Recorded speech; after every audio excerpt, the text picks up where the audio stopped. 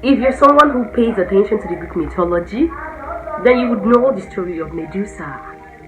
Yeah, Medusa, the symbol of horror.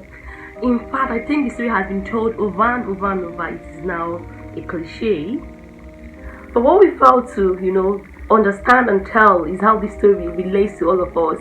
How there is a Medusa in all of us. Hello guys, good day and welcome back to Art Lounge.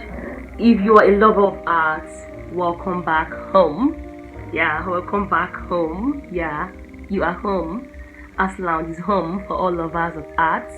And to my subscribers, I say a very big thank you. You are the reason this channel is up and running. And if you're new to this channel, please check out the videos and subscribe to this channel if you really like what I'm doing here. And guys, in today's video, I want to tell us how we have Medusa in all of us. There actually is a Medusa in everyone, and I want to share that in this video. So before I tell us how we have a Medusa in all of us, I want to tell us the story of Medusa. Medusa in the Greek mythology is a symbol of horror. I've said that before. And how did this happen? How did she become a symbol of horror? Medusa used to be a lovely, beautiful girl and a devotee to the goddess Athena.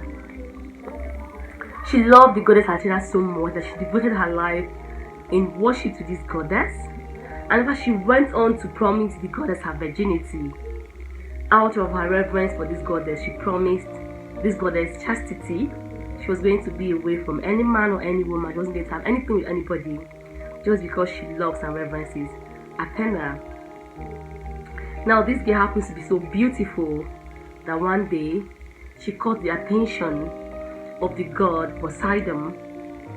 Poseidon, the god of the sea, found Medusa really beautiful, and he made advances towards her.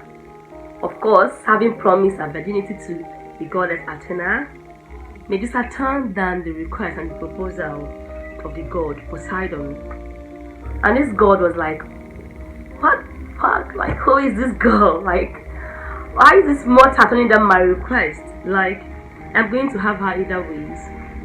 So his resolve, to get this girl was to rape her. And he attempted to rape her. She ran into the temple of the goddess Athena, where she always worshipped. And of course, she pleaded with this goddess to protect her from this god Poseidon. All of her pleas fell on deaf ears, and in fact, the goddess was filled with contempt for this girl. And Poseidon took her there in the temple of this goddess. He raped her there, and all her cries, all her pleas for help from the goddess wasn't answered. After this incident, the goddess Athena blamed Medusa for desecrating her temple. Her idea and logic was, if you weren't so beautiful, nobody would come after you, and if nobody came after you, nobody would rape you right here in my temple. So you are the cause. You've desecrated my temple, and you'll be cursed for what you've done. Of course, the goddess Athena cursed Medusa, and this curse meant that her very lovely, beautiful hair was going to turn to snakes. So Medusa's hair all turned into snakes, and Medusa had snakes for hair. I know what you're thinking, guys. What a sad story, right? Yeah, I felt that way also. This has to be the saddest story of all times because, Medusa, of course, was sent to the edges of hell. Like, she became a monster where anyone who looked at her was going to die immediately. And of course, she became the symbol of horror, of terror, of demonism in the Greek mythology. This is sad. This young lady was just innocent. She didn't do anything wrong to anybody or anyone. She was just a victim of circumstances, a victim of the gods, a victim of people, a victim of greed, a victim of envy and jealousy and hate, unnecessary hate, which is why there is a Medusa in all of us. If you are a woman, there is a Medusa in you.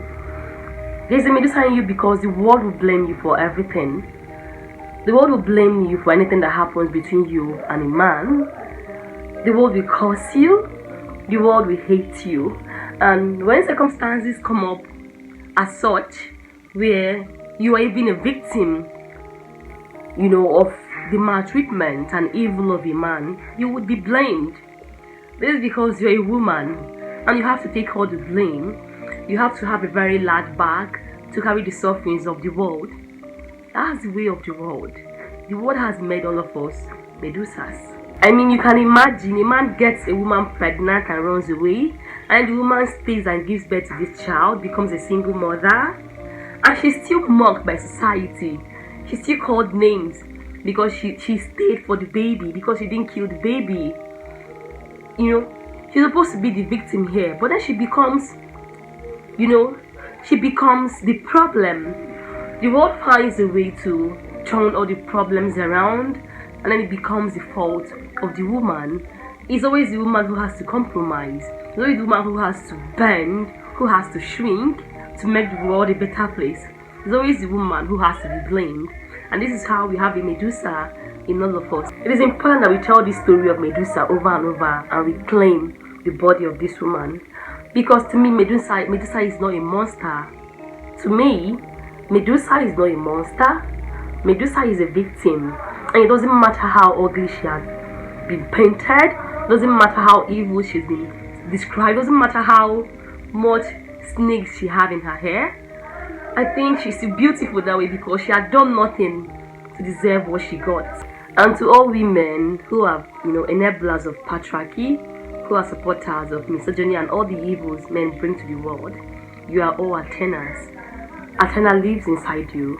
Athena lives in your soul, which is why you see a woman suffering and you go on to blame her for what a man has done. Guys, I sincerely hope you go back to history and begin to redefine these things and begin to rehumanize people who have been made monsters for nothing, and begin to give them a place in history. Begin to tell their stories, begin to read and analyze and rediscover things for ourselves, and begin to tell ourselves the truth, because enough of making women evil in history.